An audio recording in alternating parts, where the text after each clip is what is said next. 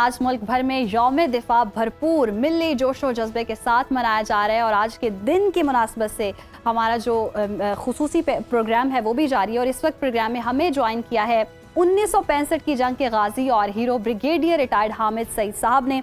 Sir, सबसे पहले तो बहुत शुक्रिया आपके वक्त का। वेलकम टू सुनो पाकिस्तान। और जिस तरह से हम आज 1965 की जंग का जिक्र कर रहे हैं, तो आप उस वक्त क्या कर रहे थे, कहाँ मौजूद थे, किस सेक्टर पर तैनात थे, क्या जिम्मेदारियां थी? मैं उस वक्त सियालकोट सेक्टर में था जी। और जो जम्मू से सड़क आती है सियालकोट की तरफ, उसको जम्मू सुचेतगढ़ रोड अमूमन बोला जाता है, क्योंकि उसके ऊपर एक बड़ी सी टेकड़ी है सुचेतगढ़। और वहाँ पे जंग के रोज़, जिस दिन जंग छिड़ी, इंडियंस ने वहाँ अपना operational group, O group order वहाँ से उन्होंने दिए, दिखाई दे रहे थे वो हमें। उधर पर बैठे हुए बड़े सीनियर अफसर ऑर्डर दे रहे हैं। तो मैं सियालकोट सेक्टर में था और मेरा ताल्लुक तोपखाने से है और एक शोरा आफाक यूनिट है 4 मीडियम रेजिमेंट आर्टिलरी। उस वक्त 4 फील्ड रेजिमेंट थी, अभी 4 मीडियम हो गई। उसमें मैं गन पोजीशन अफसर था, जो 6 गन उसका इंचार्ज होता है। और हमारा काम जाहिर है दुश्मन पे गोलाबारी करना, उसको तबाह करना और उसके एडवांस को रोकना और अपने ट्रुप्स को हिफाजती फायर जो है वो मुहैया करना। ये थी हमारी सूरत हाल। ये हम उधर डिप्लॉयड थे जी। चंद रोज़ कबल हम डिप्लॉय हो चुके हुए थे सियालकोट सेक्टर। सही। और जनरल जमाल सैद मियाँ जो उस वक्त मेजर थे, वो यूनिट के सेकंड इन कमांड थे। कर्नल नज़र मरहूम उस वक्त यूनिट के कमांडिंग अफसर थे। बाकी जैसे जैसे अफसरों का सिलसिला आगे बढ़ेगा तो सर, आज के मतलब नौजवानों ने ये विटनेस कर लिया जिस तरह से हमने मार्का हक में ऑपरेशन बुनियाद मरसूस में अपने दुश्मन को शिकस्त दी। सर ज़रा आप इसको भी उसके साथ थोड़ा सा कंपेयर करें 1965 की वॉर के साथ। क्या उस वक्त, क्योंकि दुश्मन तो मकार है, हमेशा रात की तारीकी में हमला करता है हमारा, वॉर स्ट्रेटजी उनकी क्या थी? आप लोगों ने किस तरह से भांपा कि दुश्मन के असल इरादे क्या हैं और फिर उनको भांपते हुए दुश्मन को शिकस्त दी? सन 65 में यूं हुआ था कि सियालकोट से पहले भारत ने लाहौर पे हमला किया। मकसद ये था कि लाहौर की अहमियत के पेश नज़र हम अपने रिजर्व दस्ते, जो महफूज दस्ते हैं, उनको लाहौर की हिफाजत के लिए यहाँ मूव कर दें। तो सियालकोट में दस्तों की कमी हो जाएगी। तो फिर वो सियालकोट पे हमलावर हुए। यहाँ उन्होंने 6 सितंबर को हमला किया। सियालकोट में उन्होंने 7 और 8 सितंबर की रात को हमला किया, पौने 11 बजे। पौने 11 बजे, ठीक है जी। और उनका इरादा ये था कि वो इधर से गुजरते हुए, सियालकोट से गुजरते हुए आगे, मुख्तलिफ मैं तफसीलात को छोड़ता हूँ, वो वजीराबाद पे जाके जीटी रोड को काटना चाहते थे और इधर शाहज़ारा के ऊपर जीटी रोड को काटना चाहते थे ताकि पाकिस्तान 3 हिस्सों में मुनक़सिम हो जाए। ठीक है जी। ये पेपर के ऊपर बहुत ही ख़तरनाक प्लान था, कागज़ के ऊपर ये बहुत उम्दा और बेहतरीन प्लान था। लेकिन दुश्मन ने जिस चीज़ को मद्देनज़र नहीं रखा वो ये था कि हमारे जो जवान हैं, हमारे जो फौजी हैं, जो हमारे अफसरान हैं, हमारे सरदार साहिबान हैं, उनका जज्बा क्या है अपने मुल्क की हिफाजत के लिए, और वो किस तरह अपने सीने आपके सामने तान के खड़े हो जाएं कि गोलियां हमें लग जाएं, हम आपको आगे नहीं बढ़ने देंगे। ये चीज़ काबिल ज़िक्र थी और इसी चीज़ ने दुश्मन को नाकाम कर दिया। यहाँ ये जिक्र करना भी मुनासिब होगा, उस वक्त पाकिस्तान की टोटल आर्मी की स्ट्रेंथ 3 लाख थी, जिसमें 2,60,000 इधर था और 40,000 ईस्ट पाकिस्तान में था, जो अभी बांग्लादेश है। तो अब 2,40,000 की स्ट्रेंथ के साथ आप दुश्मन की 6-7 लाख की फौज का मुकाबला कर रहे।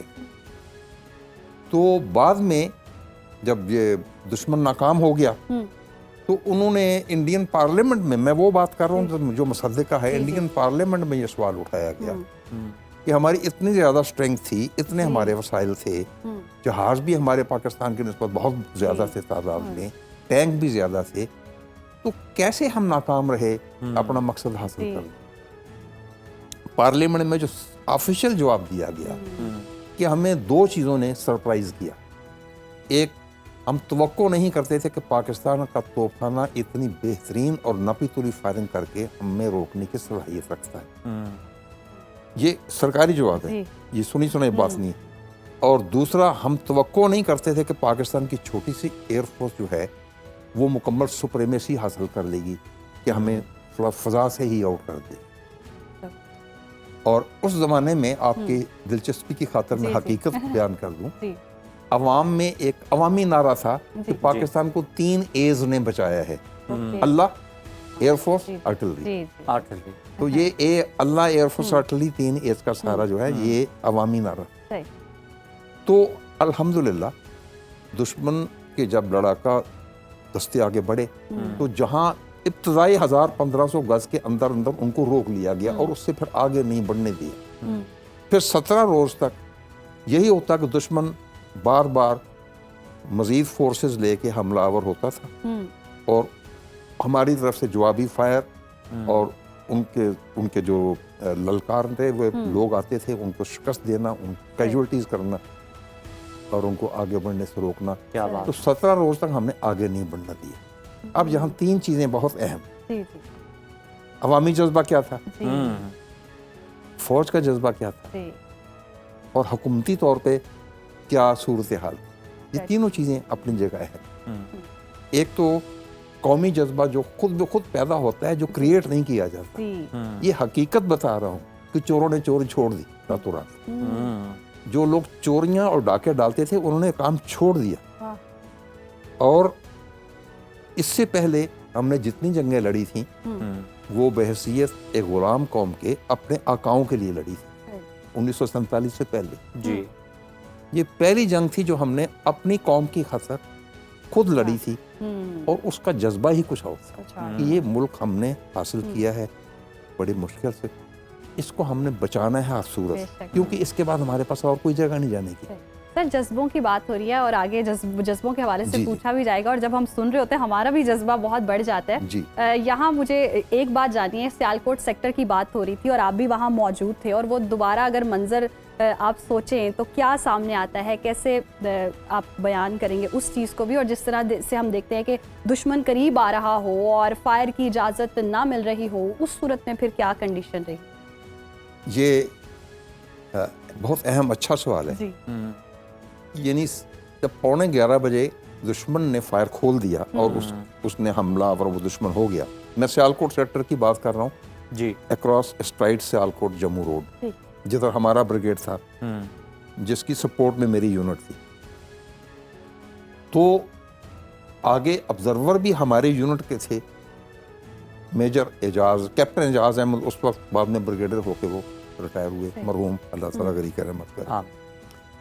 तो उन्होंने वहाँ से वायरलेस के ऊपर कहा 3543 फायर फायर फायर, वो कॉल कर रहे थे वायरलेस के ऊपर। और इधर से हम जब अपने हेडक्वार्टर से पूछा, उन्होंने डिवीजन आर्टिलरी हेडक्वार्टर से पूछा, उधर से डिवीजन से और GHQ से, उन्होंने कहा नो फायर। हम इस इलाके में, इस सेक्टर में हमला आवर को हम इस समय यानी हम यहाँ पे एक नया मुहाज नहीं खोलना चाहते उनके ख्याल में। ये ख्याल कि जी दुश्मन थोड़ी शूशा कर रहा है, कुछ नहीं, एकदम नया महाज नहीं खोलना। बड़ी दिलचस्प बात है। दूसरे 2 गन पोजीशन ऑफिसर थे, एक कैप्टन उस वक्त जावेद अहमद भट्ट और एक थे मोहम्मद सलीम। तो हम में सबसे जो तीखे थे ना मिजाज के, अच्छा। वो जावेद अहमद भट्ट थे। अच्छा। तो उन्होंने मुझे फ़ोन किया, अहमद सईद। मैं कहा यस सर, ये फायर दुश्मन वो एजाज फायर मांग रहा है। जी हाँ, तो फायर नहीं उसको देना। मैं कहा जी बगैर पूछे कैसे फायर दे सकते हैं, ये तो 2 मुल्कों की लड़ाई छिड़ जाएगी।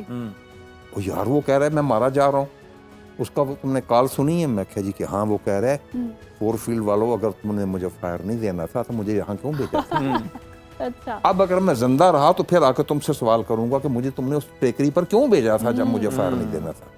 ये वो इतना डेस्परेट है। और वो कह रहा है कि अब तो उन सिखों की, हिंदुओं की गालियों की आवाज़ भी हमें आ रही है। दे आर अब्यूजिंग अस। तो हम क्या बैठे रहेंगे? मैंने कहा फिर क्या करें? कहते हैं मैं तो फायर कर लगा। मैं कहा जी फिर मैं भी करने लगा। मैं भी आपके साथ ही हूँ। तो कैप्टन लेफ्टिनेंट सलीम जो हम सब में से थोड़े धीमे मिजाज के थे, मुझसे वो सीनियर थे, धीमे मिजाज के थे और बड़े डिसिप्लिन होने का सही। मैं कहा यस सर। तो फायर किसने किया? मैं कहा मैंने किया। बगैर पूछे कर दिया? मैं कहा हाँ जी, तो मैं भी कर लगा। तो इस तरह हमने फायर शुरू कर दिया। जब हमें फायर शुरू किए हुए तक 20-25 मिनट हो गए, तो तो फिर पीछे से आया कि हाँ यू कैन फायर।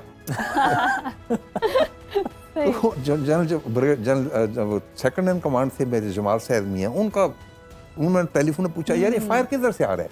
मैं कहा जी पता नहीं, दुश्मन का फायर आ रहा है। पता चलता है कोई गोले किसके हैं, फट रहे हैं कौन के हैं? मैं कहा जी ये अच्छा, कहने की बात ये है कि अल्हम्दुलिल्लाह ये तो अच्छा हुआ, हमने जो भी किया दुश्मन को हमने रोक लिया। अगर ये जंग ना होती और हमने जो इनिशिएटिव लिया था, जी, जो हम फैसला तीनों खुद का से- कोर्ट मार्शल हो जाता।